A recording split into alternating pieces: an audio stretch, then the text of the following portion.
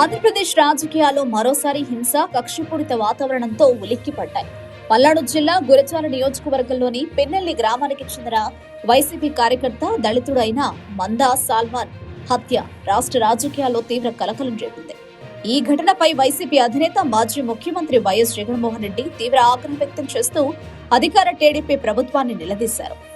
Social media వేదికగా ముఖ్యమంత్రి చంద్రబాబు నాయుడును ఉద్దేశిస్తూ జగన్ చేసిన వ్యాఖ్యలు రాజకీయ వర్గాల్లో హాట్ టాపిక్ గా మారాయి.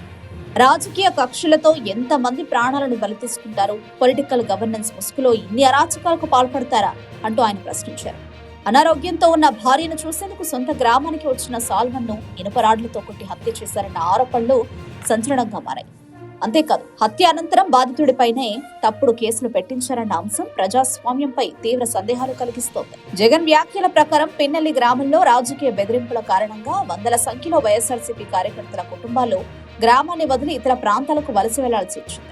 ఎన్నికలు ముగిసినప్పటి నుంచి పల్నాడు జిల్లా సహా రాష్ట్ర వ్యాప్తంగా ఇలాంటి హింసాత్మక ఘటనలు చోటు చేసుకుంటున్నాయని ఆయన ఆరోపించారు. ఇది కేవలం ఒక గ్రామానికి పరిమితం కాకుండా మొత్తం రాష్ట్రంలో రాజకీయ వాతావరణం ఎంత ప్రమాదకరంగా మారిందో చూపుతోందని వైసీపీ నేతలు అంటున్నారు. హింస రాజకీయాలను ప్రజలు ఎప్పటికీ క్షమించరు. ఏది విత్తుతారో అదే రేపు పండుతుంది అంటూ జగన్ చేసిన హెచ్చరిక భవిష్యత్తు రాజకీయ పరిణామాలపై సంకేతంగా భావిస్తున్నారు.